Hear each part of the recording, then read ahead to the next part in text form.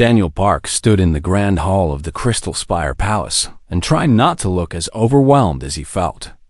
The ceiling stretched up so high he could barely see it, and the walls glowed with some kind of alien technology that made everything look like it was underwater.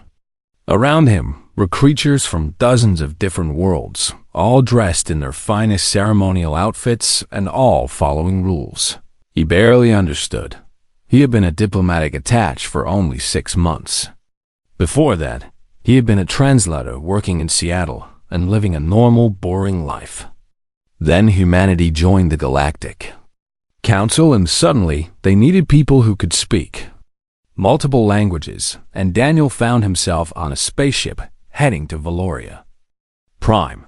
His boss, Ambassador Rachel Kim, had spent the entire trip lecturing him about protocol. Don't speak unless spoken to. Always bow at exactly 45 degrees. Never make eye contact with anyone above your rank.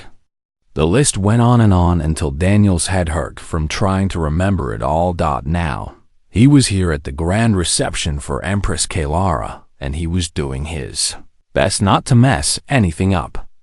The problem was that the reception had been going on for 3 hours already, and they were still in the greeting phase.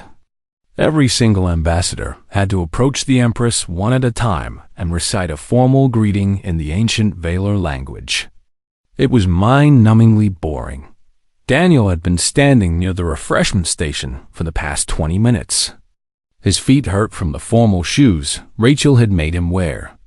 His collar felt too tight, and he was pretty sure he had accidentally insulted the Centaurian ambassador earlier by using the wrong hand gesture. Marcus, his fellow attaché, had been standing next to him complaining about the whole thing. Marcus was from Houston, and he hated formal events even more than Daniel did. They had been quietly making fun of the absurdity of it all when Marcus spotted someone he knew across the hall and walked away. Daniel barely noticed. He was too busy watching the endless parade of aliens, bowing and scraping before the Empress. She sat on a throne that looked like it was made of frozen lightning, and she wore ceremonial armor that glowed with bioluminescent patterns. The armor was actually pretty impressive from an artistic standpoint. It was form-fitting and covered in intricate designs that moved and shifted like living things. The Empress stood up to greet another ambassador, and Daniel got a better look at her armor. The Valor were humanoid but taller than humans, with elongated limbs and faces that were almost but not quite human. The Empress was particularly tall, maybe 7 feet, and her armor accentuated her warrior build. Daniel was tired and bored, and his brain had mostly checked out. He was thinking about how Marcus had been complaining about the armor designs earlier, and how Marcus had said something about the Centauri ambassador looking ridiculous. Daniel thought about how at least the Empress's armor looked good, and without really thinking about it, he muttered out loud in English while looking at the Empress. The words came out before he could stop. Them. Damn nice ass, though.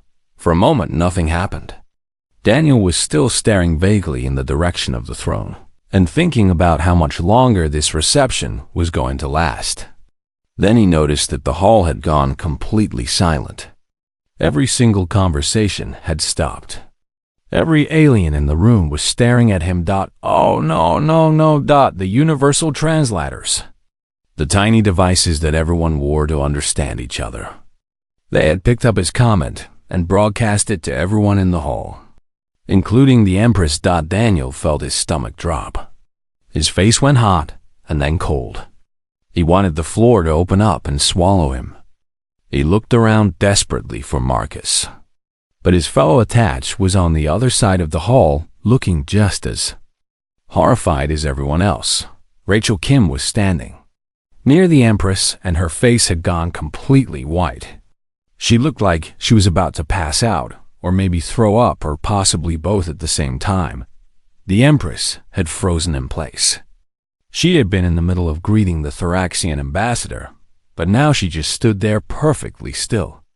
Her bioluminescent markings, which had been a calm blue, suddenly started flickering through different colors rapidly. Red, orange, purple, blue, green. Daniel had no idea what any of those colors meant, but he was pretty sure none of them were good. Every species had different customs about insults, but Daniel was pretty sure that commenting on a monarch's body in the middle of a formal reception was universally bad. The Valar in particular were known for being extremely proud and extremely violent when insulted. Their empire had fought 3 wars in the last century over matters of honor. Daniel tried to think of something to say. An apology, maybe? An explanation? Anything. But his mouth had gone completely dry, and his brain had stopped working properly. The Empress turned slowly. Her movements were precise and controlled, like a predator spotting prey. She was at least a foot taller than Daniel, and her armor made her look even more imposing. Her face was unreadable, but her markings had settled into a deep purple color that pulsed rhythmically. She looked directly at Daniel. Her eyes were large and amber, colored with vertical pupils like a cat. They fixed on him with an intensity that made him want to run away screaming. The entire hall held its breath. Daniel could hear his own heartbeat pounding in his ears. This was it. This was how he died. Not in some heroic space battle or noble sacrifice, but because he couldn't keep his stupid mouth shut at a formal reception. The Empress took one step toward him, then another. She moved with a grace that seemed impossible for someone wearing full armor. The other aliens scrambled to get out of her way. Even the Thraxian ambassador, who stood 9 feet tall and had 4 arms, backed up quickly. She stopped about 10 feet away from Daniel. Her markings pulsed brighter. And then she spoke. Her voice was deep and resonant, and it carried across the entire hall without needing to shout. Say it again. It was not a request. It was a command. The kind of command that came from someone who had ruled an empire for longer than Daniel had been alive. The kind of command that expected immediate obedience. Daniel stood there frozen. His mind raced through possibilities. Maybe she hadn't heard him correctly. Maybe the translator had messed up. Maybe he could pretend he had said something else. But no, the universal translators were extremely accurate, and everyone in the hall had heard him perfectly clearly. Rachel Kim made a small choking sound. Someone dropped a glass, and it shattered on the floor, sounding impossibly loud in the silence. An alien near the back of the hall started praying quietly in their own language. The Empress waited. Her amber eyes never left Daniel's face. Her markings continued their rhythmic pulsing. Purple, purple, purple. Daniel realized that he had a choice to make. He could try to backtrack and apologize and grovel. That was probably what protocol demanded. That was definitely what Rachel would want him to do. But somehow he knew that was the wrong choice. The Empress had said, say it again, not apologize or explain yourself. She wanted him to own what he had said. His heart was still pounding, but Daniel forced himself to stand up straighter. His hands were shaking, but he shoved them in his pockets so nobody could see. If he was going to die here, he might as well die standing. He opened his mouth and somehow found his voice. It came out steadier than he expected, loud enough for everyone to hear. Your ceremonial armor is impressively crafted, Your Majesty. The design accentuates your commanding presence. It was a diplomatic way of saying what he had said before, professional, respectful, the kind of compliment that wouldn't get him killed. But the Empress's markings immediately shifted to a darker purple, almost black. Wrong answer, apparently. She took another step closer. Now she was only 5 feet away, and Daniel had to tilt his head back to look at her face. No. Her voice was quieter now, but somehow more dangerous. What you said before. The human words, and Daniel understood. She didn't want the diplomatic translation. She wanted the actual words he had used. The crude, honest human comment that had started this whole disaster. He was definitely going to die. Daniel took a deep breath and figured he was already dead anyway, so he might as well go out honestly. He looked up at the Empress and repeated his original words, exactly as he had said them. Damn nice ass though. The hall erupted into chaos. Aliens started talking all at once in dozens of different languages.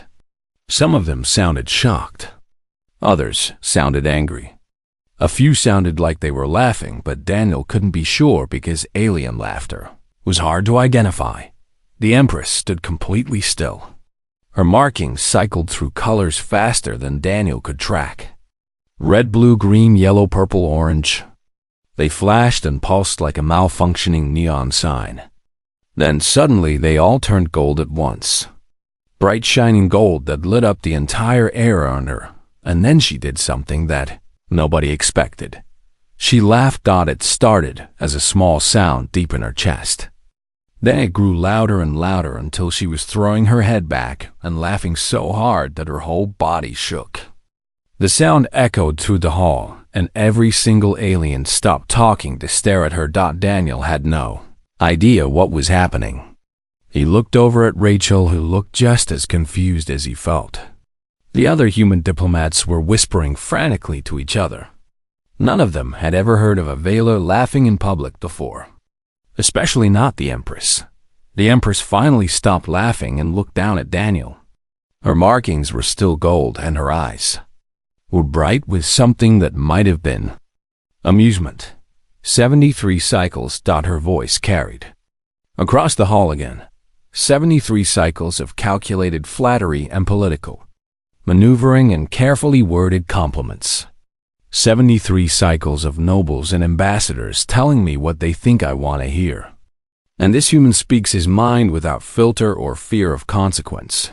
She turned to address the entire hall now.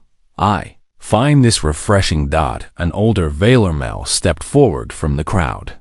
He wore robes that marked him as high nobility, and his markings were a disapproving shade of red. He bowed stiffly to the Empress. Your Majesty, surely you cannot approve of such crude behavior. This human has shown great disrespect. The Empress looked at him with an expression that made the noble take a step back. Chancellor Varix, I did not ask for your opinion.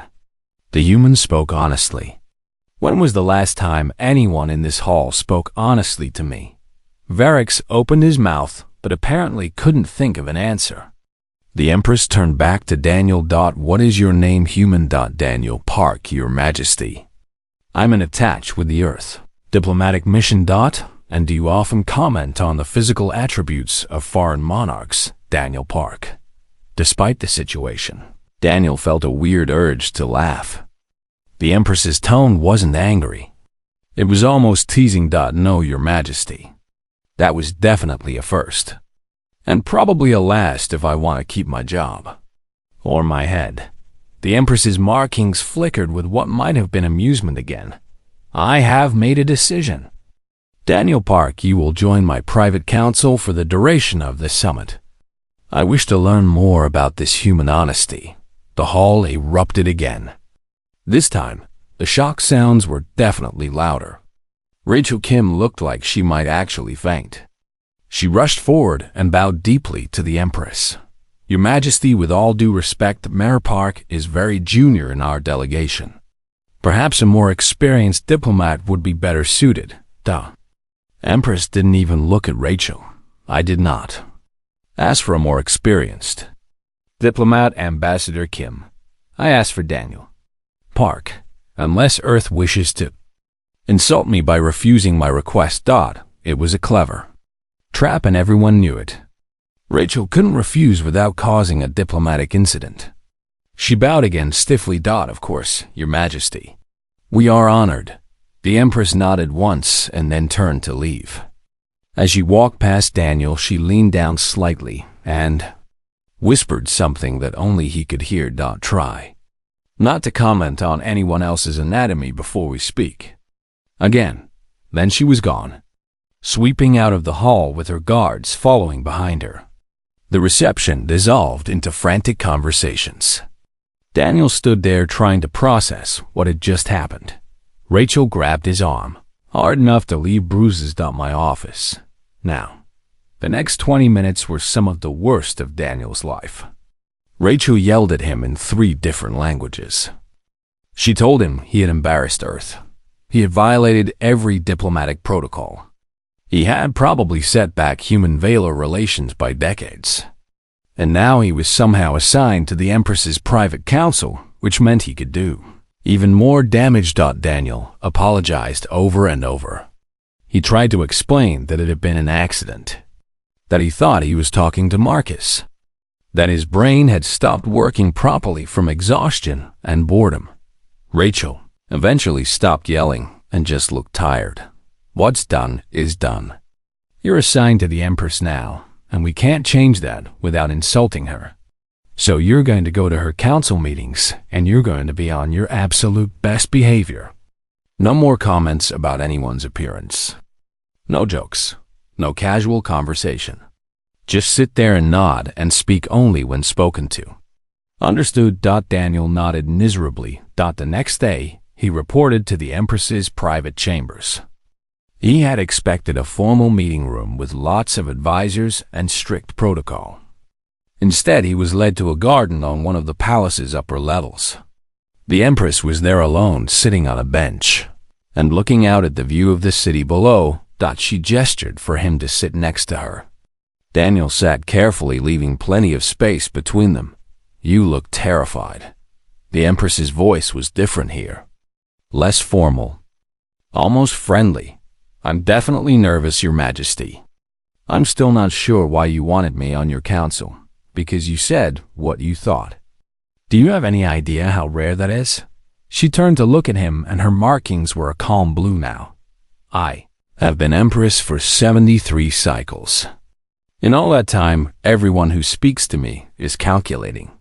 They think about what I want to hear. They consider how their words might benefit them politically.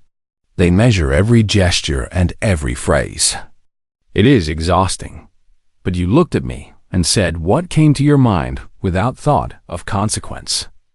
That is either incredibly brave or incredibly stupid. I have not decided which yet. Daniel couldn't help but laugh a little. Probably the stupid one, Your Majesty. I definitely wasn't trying to be brave. The Empress's markings flickered gold again. Briefly, call me Kalara when we are in private. I tire of formality. Over the next few days, Daniel attended several council meetings. He learned that the Valor Dominion was in serious trouble. Their empire had been powerful once, but now they were losing influence. Younger species were rising in the Galactic Council. Trade agreements were falling apart. And the Dominion was stuck in its old ways, unable or unwilling to adapt. The council meetings were frustrating. Every advisor spoke in careful diplomatic language. They never said what they actually meant. They danced around problems instead of addressing them directly. And Kalara sat there listening to all of it with an expression that gave nothing. Away. After one particularly pointless meeting, where the council spent 2 hours discussing trade routes without actually making any decisions, Kalara dismissed everyone except Daniel. Tell me what you thought of that meeting. Daniel hesitated. He remembered Rachel's warnings about being diplomatic. But Kalara was looking at him with an expression that said, she wanted the truth. I thought it was a waste of time. Kalara's markings flickered. Gold. Continued. Everyone spent 2 hours talking, without saying anything. The trade problem is obvious. Your traditional routes run through systems that don't want to deal with you anymore, because they think the Dominion is declining. But instead of admitting that and finding new partners, your advisors just keep suggesting variations of the same failed approach.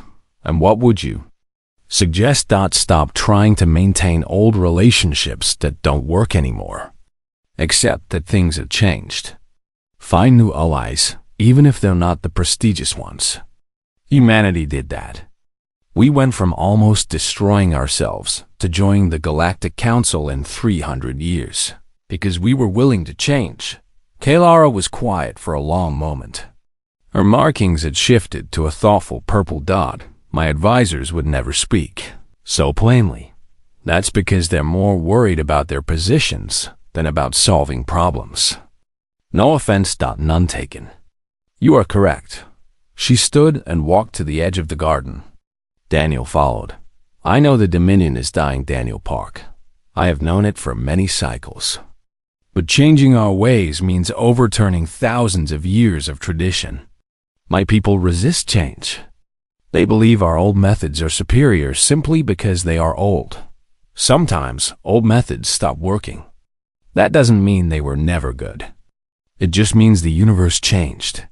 Kalara looked at him, and something in her expression softened. How did humans become so pragmatic? We didn't have a choice. We nearly destroyed our planet with nuclear weapons. Then we realized we either changed or died. So we changed, and you are not afraid to speak these truths to an empress. I'm terrified. But you asked for honesty. Kalara's markings turned gold again, and she smiled. It was the first real smile Daniel had seen from her. I am beginning to understand why I like humans. News of the Empress's interest in Daniel spread through the palace like wildfire, and then across the entire Dominion within days. The traditional noble houses were not happy about it. They saw Daniel as a crude outsider who was corrupting their monarch with dangerous ideas about change and reform. Chancellor Varix was leading the opposition. He was old even by Valar standards, and he had served in the palace for longer than Daniel had been alive. He believed absolutely in the old ways, and he saw any deviation from tradition as weakness. Daniel started noticing hostile looks from Valar nobles whenever he walked through the palace. Once someone spilled a drink on him and claimed it was an accident, even though Daniel was pretty sure it wasn't. Another time he found his quarters had been searched, though nothing was taken. Rachel pulled him aside after a week. You need to be careful, Daniel. The conservatives are looking for any excuse to get rid of you. Watch what you say and where you go. I'm already being careful. Not careful enough, apparently. They're saying you're a bad influence on the Empress, that you're encouraging her to abandon Valar values. I'm just answering her questions honestly. I know. But honesty is dangerous here. The situation came to a head during a formal dinner. Daniel was seated at the high table near the Empress, which was apparently a great honor that made the nobles even angrier. Varix stood up in the middle of the meal and addressed Kalara directly. Your Majesty, I must speak. The noble houses are concerned about the influence this human has over you. He knows nothing of our culture or our traditions, yet you seek his counsel on matters of state. This is unprecedented and wise. Kalara set down her eating utensil very carefully. Her markings shifted to a warning red. Chancellor Varix, are you questioning my judgment? I would never presume, Your Majesty. But I am invoking the ancient law. The trial of counsel. The entire hall went silent. Daniel had no idea what that meant, but from the shocked reactions around him, it was clearly serious. Kalara stood up slowly. Her voice was cold. You invoke a law that has not been used in 200 cycles. The law still stands, Your Majesty. Any advisor to the Empress may be challenged to prove their worth through the trial of counsel. If this human is truly worthy of his position, let him prove it. It was a clever political move. If Kalara refused, she would look weak. If Daniel failed the trials, Varix could get rid of him and prove that the Empress's reforms were foolish. And if Daniel refused to participate, he would look like a coward. Kalara looked at Daniel. Her expression gave nothing away, but her markings were flickering between red and purple. The choice is yours. Daniel Park, you may decline. No one would think less of you. That was a lie, and they both knew it. If Daniel declined, everyone would think less of him, and more importantly, they would use it as proof that humans were weak. Daniel stood up. His legs felt shaky, but he kept his voice steady. I accept the challenge. Varix smiled. It was not a friendly smile. Excellent. The trials will begin tomorrow. That night, Kalara came to Daniel's quarters. It was highly improper for the Empress to visit anyone alone, but she didn't seem to care. Her markings were a troubled purple. You should not have accepted. I didn't have a choice. You did. You could have declined and returned to Earth, and let Varix win. Let him prove that your reforms are wrong. No thanks. Kalara sat down heavily. For the first time since Daniel met her, she looked tired. The trial of counsel is not easy, Daniel Park. It was designed to break people. 3 tests of wit and strength and heart. Many have failed. Some have died. Then I'll try really hard not to die. This is not a joke. I know. But worrying about it won't help. Kalara looked at him for a long moment. Why are you doing this? You could leave. Go back to your safe life on Earth. Why risk yourself for a dying empire that is not even your own? Daniel thought about it. He could have given a diplomatic answer about human-Valar relations or the importance of the mission. But Kalara had asked for honesty, because I think you're right. Your people need to change, or they'll fade into nothing. And because someone needs to show them that different doesn't mean wrong. Also, because you asked me to. And I guess I care about what you think. Kalara's markings shifted to gold. She reached out and put her hand on his. Her skin was warmer than human skin, and her fingers were longer. You are either very brave or very foolish, Daniel Park. Probably both. The first trial began the next morning. It was called the Trial of Wit, and it was basically a formal debate about governance. Daniel had to argue his position in front of the entire council, while Varix argued against him. The topic was whether tradition or adaptation was more important for a strong empire. Varix went first, and he was good. He spoke in the formal Valar style, with elaborate metaphors and references to ancient texts. He argued that the Dominion's strength came from its unwavering commitment to the old ways. Then it was Daniel's turn. He walked to the center of the room and looked at all the assembled nobles. He could have tried to match Varix's formal style, but he knew he would fail. So instead he did what humans do best. He spoke plainly. Chancellor Varix makes a good case for tradition. Traditions are important. They connect us to our past and give us identity. But here's the problem. The universe doesn't care about your traditions.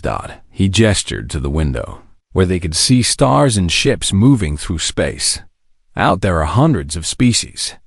Some of them are younger than humanity. Some of them barely had spaceflight 50 years ago. But they're rising in power while the Dominion declines. Why? Because they adapt. Varix started to object, but Daniel kept talking. Earth almost destroyed itself with nuclear weapons. We had a tradition of solving problems through war. That tradition nearly killed us all. So you know what we did. We changed. We created new traditions. Better ones. The Dominion has incredible history and culture. But clinging to methods that don't work anymore isn't strength. It's suicide. You can honor your past while still building a better future. That's not abandoning tradition. That's survival. The nobles muttered among themselves. Some looked thoughtful. Others looked angry. Varix's markings were dark red. Pretty words, human. But you ignore the wisdom of ages. No, I'm learning from the wisdom of ages. Earth's ages. We learned that empires that refuse to change die. The Romans fell. The British Empire fell. The Soviet Union fell. All of them thought their ways were permanent. All of them were wrong. Your Empress sees this. She understands that change is necessary. But you're so afraid of losing the past that you're willing to sacrifice the future. The debate continued for another hour, but Daniel felt like he had made his point. When it ended, the council voted. It was close, but Daniel won by a narrow margin. 1 trial down. 2 to go. The second trial was the trial of strength.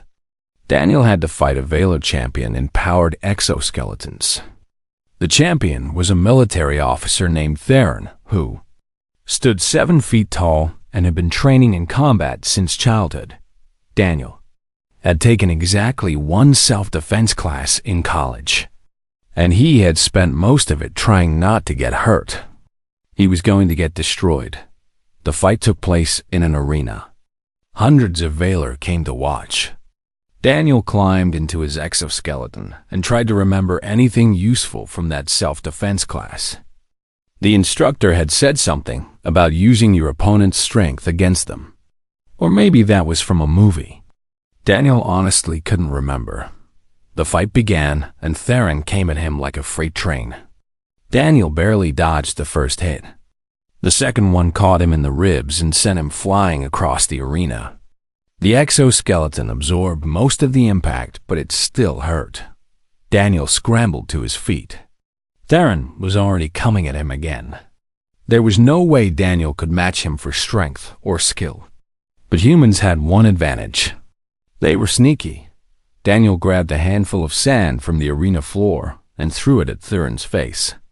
Then, while Theron was distracted, he swept the champion's legs out from under him using the exoskeleton's enhanced strength. Theron went down hard. The crowd gasped. It was apparently not an honorable move. Daniel didn't care. He wasn't trying to be honorable. He was trying to survive. The fight continued. Daniel used every dirty trick he could think of. He threw more sand. He used the environment to his advantage, hiding behind pillars and making Theron chase him until the champion got tired. He even faked an injury to get Theron to lower his guard. It worked. Sort of. The fight ended in a draw when both of them collapsed from exhaustion. Theron was furious that a human had managed to hold him off. But a draw counted as passing the trial. 2 down. 1 to go. The final trial was called the Trial of Heart, and Daniel quickly realized it was the worst one. He was presented with an impossible choice. There was intelligence that someone was planning to assassinate Kalara at the closing ceremony.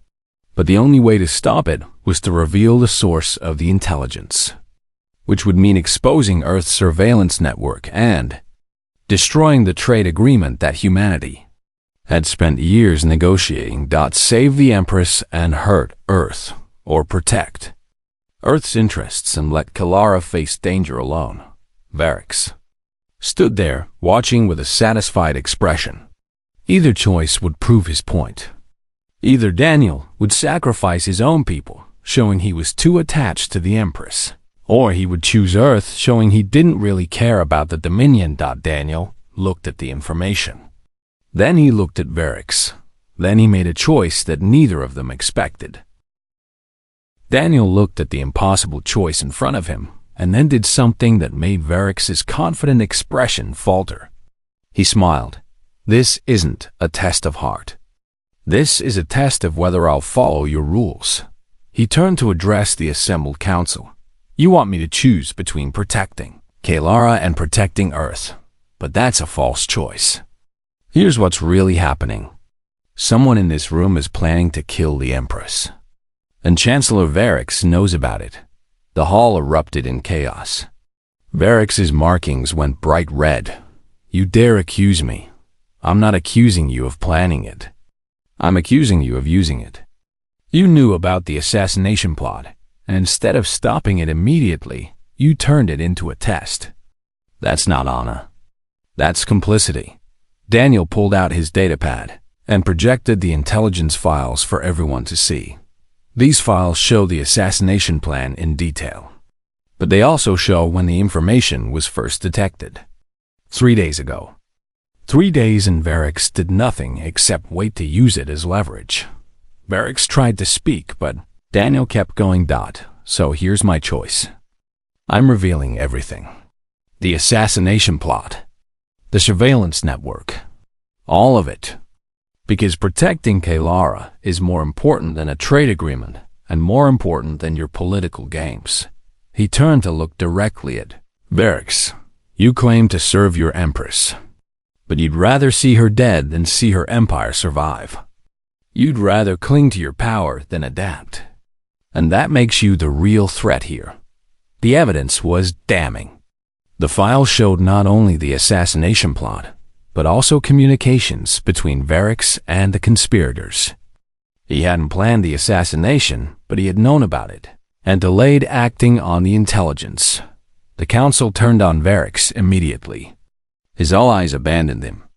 Within hours, he was arrested along with the nobles who had planned the actual assassination. The plot was stopped and Kalara was safe. Daniel had passed all 3 trials, but not by following the rules. He had changed the game entirely. That night, there was a celebration. The younger nobles who supported Kalara's reforms were thrilled. They saw Daniel's victory as proof that new ways of thinking could work. The older nobles were quieter, but even they seemed to respect what Daniel had done.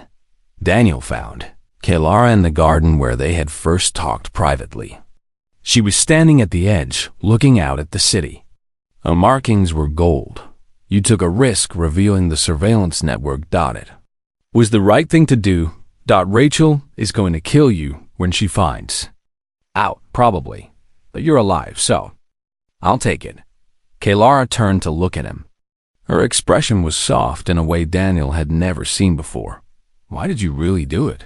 Daniel Park, you could have chosen to protect Earth's interests. No one would have blamed you.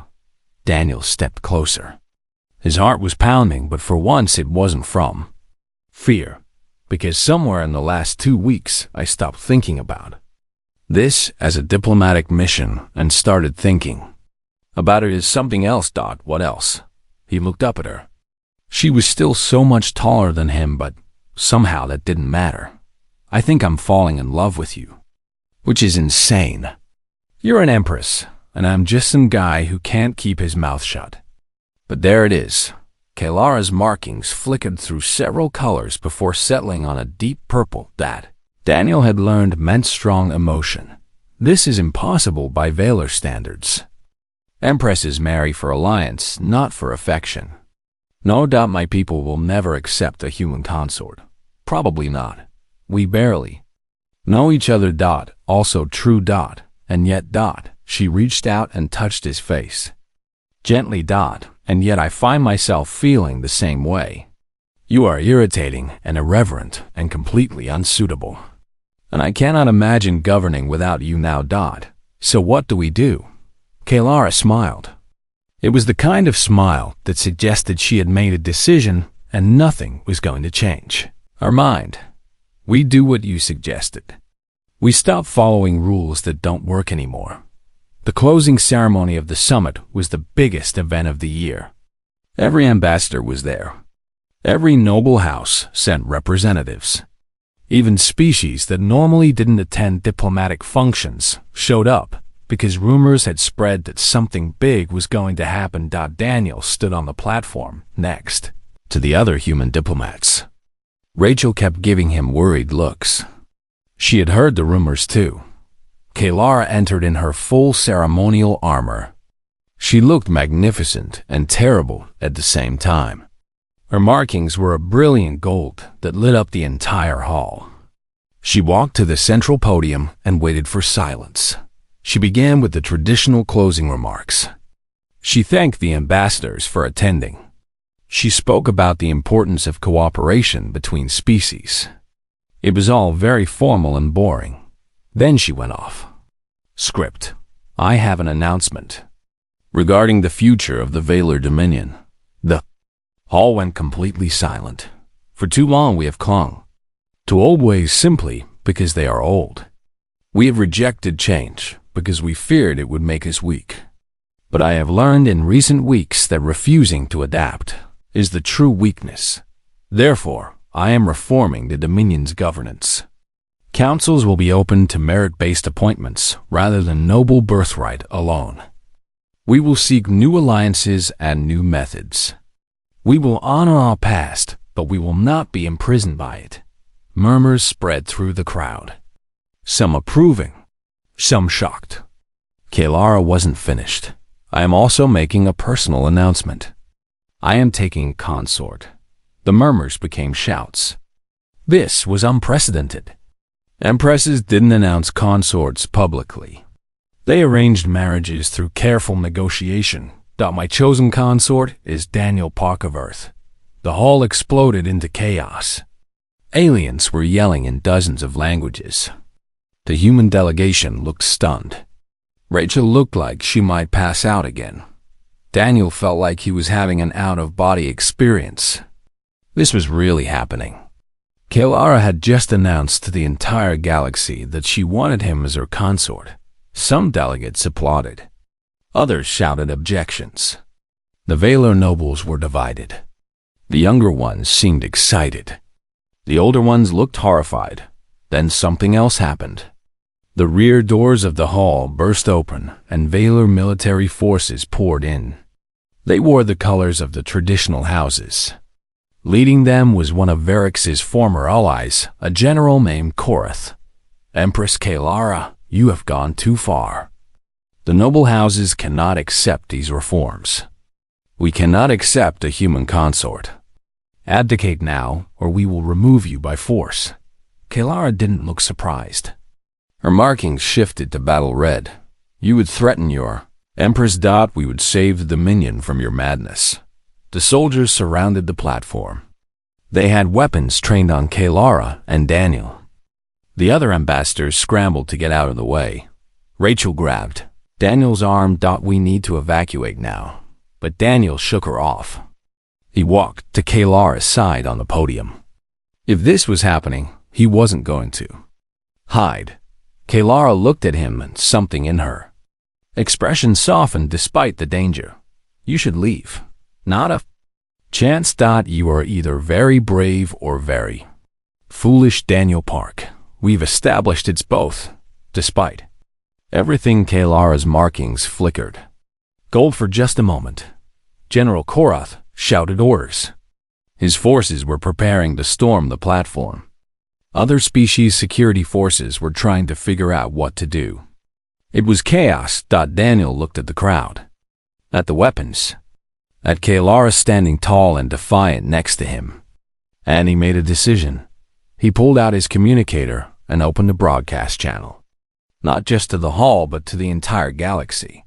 Every major news network, every diplomatic channel, everything. His voice carried across every speaker in the building and across light years of space. Hi. My name is Daniel Park. A few weeks ago, I accidentally told an empress she had a nice ass. She didn't execute me. Instead, she asked me to help her save her dying empire. And somewhere along the way, I fell in love with her.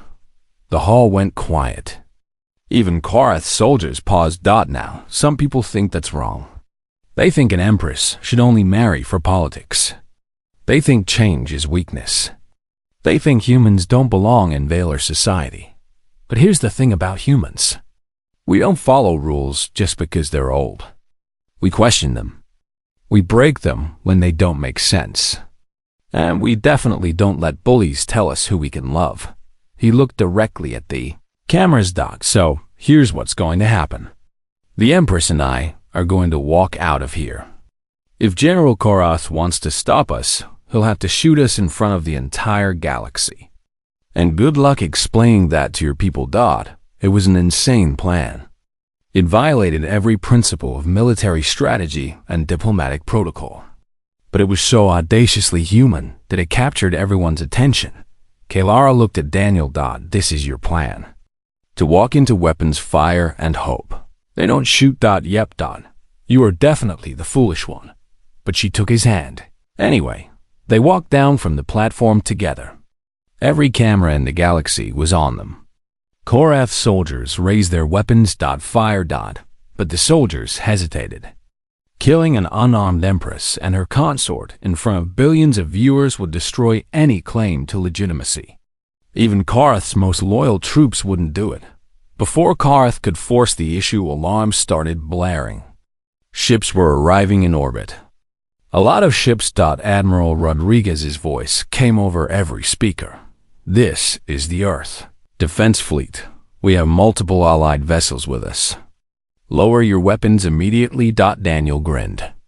Rachel must have called for backup the moment things went wrong. Korath looked around. His coup was falling apart. His soldiers were lowering their weapons. The other noble houses were backing away from him. It was over. The Earth Defense Fleet had arrived with impressive backup. Ships from a dozen different species hung in orbit above Valoria Prime. Some were allies Earth had made during their decades in the Galactic Council. Others were younger species who had been inspired by Kaelara's reform movement and wanted to show their support. Admiral Rodriguez's flagship took position directly above the Crystal Spire Palace. Her message was clear. Touch the Empress or her consort and face the consequences. General Korath looked at his soldiers then, at the ships overhead then at Kaelara and Daniel walking calmly toward him. His markings flickered between red and a defeated gray. Finally, he lowered his weapon and ordered his troops to stand down. Within hours, Korath and his co-conspirators were arrested. The coup collapsed as even his own officers refused to follow through with violence. Nobody wanted to be remembered as the person who killed an empress on live. Broadcast in front of the entire galaxy, Kaelara stood in the center of the hall and addressed. Everyone's still watching. The Valor Dominion will change. Those who cannot accept this are free to leave. Those who wish to build a better future are welcome to stay. This is not the end of our empire. This is its rebirth. Her markings were brilliant gold, and her voice carried absolute authority. Even the conservative nobles who disagreed with her couldn't help but be impressed by her presence. The summit ended not with formal ceremonies, but with spontaneous celebrations. The younger generation of Valor were thrilled. They had been waiting for someone to challenge the old ways, and Kaelara had finally done it. Other species saw opportunity. If the Dominion was reforming, there would be new alliances and new trade agreements to negotiate. Daniel found himself surrounded by ambassadors wanting to congratulate him or ask questions or just figure out how a random human attach had ended up at the center of galactic politics. He answered as best he could, while trying not to say anything that would get him in more trouble. Rachel pulled him aside eventually. She looked exhausted. Do you have any idea what you've done? Started an interstellar incident. You started a revolution. Earth's government is going insane trying to figure out how to handle this. Half of them want to give you a medal. The other half want to fire you. What you want to do. Rachel was quiet for a moment. Then she smiled slightly. Honestly, I'm impressed. You took an impossible situation and somehow made it work. It was reckless and stupid and completely against protocol. Very human of you. Is that a compliment? Don't push it. You're still in massive trouble. But yes, it's a compliment. Over the next few weeks, the dust settled. Kaelara began implementing her reforms. The council structure changed to allow merit-based appointments. Several brilliant young Valor, who would never have had influence under the old system, suddenly found themselves in positions of power. They brought new ideas and new energy. Other noble houses saw which way the wind was blowing and started supporting the reforms. A few die-hard traditionalists left the Dominion entirely choosing exile over change. Most stayed and grudgingly accepted that the empire was evolving. Trade agreements were renegotiated. Species that had been avoiding the Dominion started reaching out. The economy began improving. It wasn't a miracle cure, but it was progress. Daniel's position became official. He was named royal consort with a diplomatic rank that made Rachel roll her eyes. He kept his attached title too, partly because he liked it and partly because Kaelara found his insistence on maintaining a junior position amusing. He split his time between Earth and Valoria Prime. On Earth, he became something of a celebrity. The guy who accidentally insulted an empress and ended up changing galactic politics. He gave interviews and speeches and tried to help people understand that the Valor weren't so different from humans. On Valoria Prime, he worked with Kaelara to bridge human and Valor cultures. It wasn't always easy. There were still plenty of Veiler who didn't trust humans. And there were humans who didn't trust the Veiler. But slowly connections formed. 6 months after the summit, there was a state dinner celebrating the new trade agreements between Earth and the Dominion. Daniel wore formal Veiler ceremonial clothes, which still felt weird, but at least they were comfortable. Kaylara wore a new style of armor that blended traditional Veiler design with more modern elements. A young Veiler diplomat approached Daniel during the dinner. Her markings showed curiosity. Consort Park May. I ask a question. Sure. How did humanity manage to rise so quickly in galactic politics? You went from nuclear weapons to council membership in only 300 years. Most species take millennia. Daniel thought about how to answer. He could have given a diplomatic response about innovation and determination. But he had learned that honesty worked better. We're not afraid to fail. Most species in the galaxy are ancient. They have thousands of years of history and tradition. That's wonderful, but it also makes them cautious. They don't want to risk their established ways. Humans don't have that. We nearly destroyed ourselves, so we figured we didn't have much to lose by trying new things. Some of those things failed spectacularly, but enough of them worked that we kept moving forward. Also, we're stubborn. Really stubborn. When the galaxy told us we weren't ready for the council, we worked twice as hard to prove them. Wrong. The young diplomat's markings shifted to gold. That is very different from how my people think. Different isn't bad. Your people have incredible discipline and honor. Humans could learn from that. And maybe Veiler can learn from human adaptability. That's what makes the galaxy interesting. Later that evening, Daniel and Kaylara stood together on one of the palace balconies. The city spread out below them, and ships moved through the sky like slow-moving stars. Kaylara's markings were a peaceful blue dot. Do you ever regret it? That comment you made. Everything that followed. Daniel laughed. Are you kidding? I went from being a board translator to royal consort of an interstellar empire. I helped start a political revolution. I found someone I love. Why would I regret any of that? It has been difficult at times. Sure, but nothing worthwhile is easy. He looked up at her. Even after months together, she was still strikingly beautiful and slightly intimidating. Do you regret it? Taking a chance on some random human who couldn't keep his mouth shut. Kaylara's marking shifted to gold. She leaned down and kissed him gently. Never. You saved my empire and my heart. How could I regret that? They stood there for a while, just enjoying the quiet. Then Daniel's communicator buzzed. It was Rachel with another crisis that needed attention. Something about a trade dispute with the Centaurians. Daniel sighed. Duty calls. It always does. Such is the life of a royal consort. Hey, at least it's not boring. No. It is definitely not boring. As they headed back inside, the young Veiler diplomat from earlier approached them again. She looked nervous. Your Majesty Consort Park. I apologize for interrupting, but there is someone here who wishes to meet the consort. A human journalist writing about human-Veiler relations. Daniel agreed to the interview.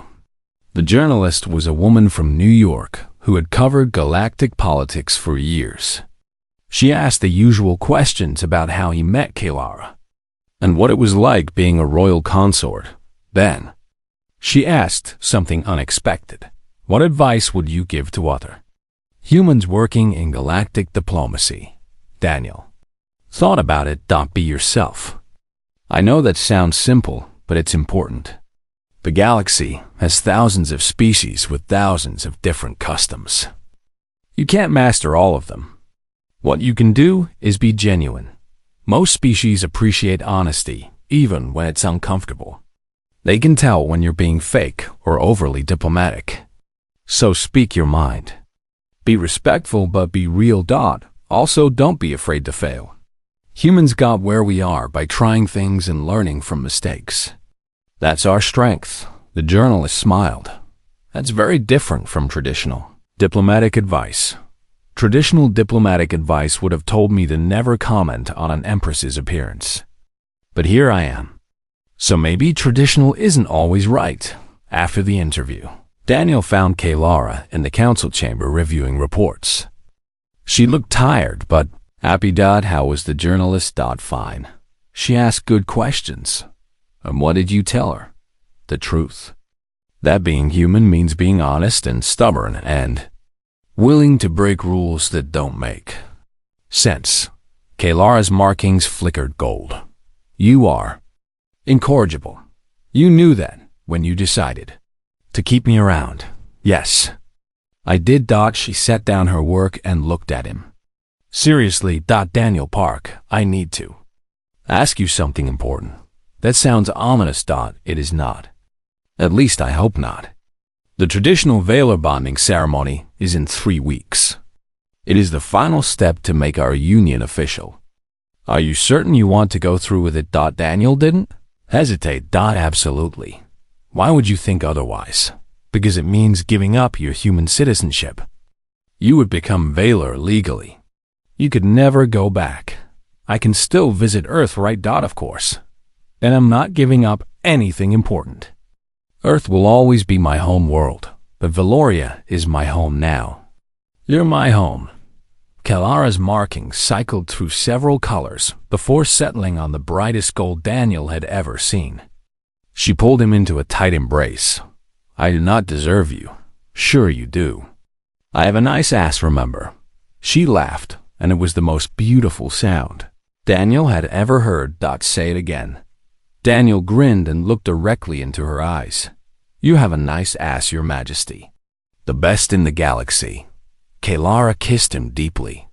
That is why I married you.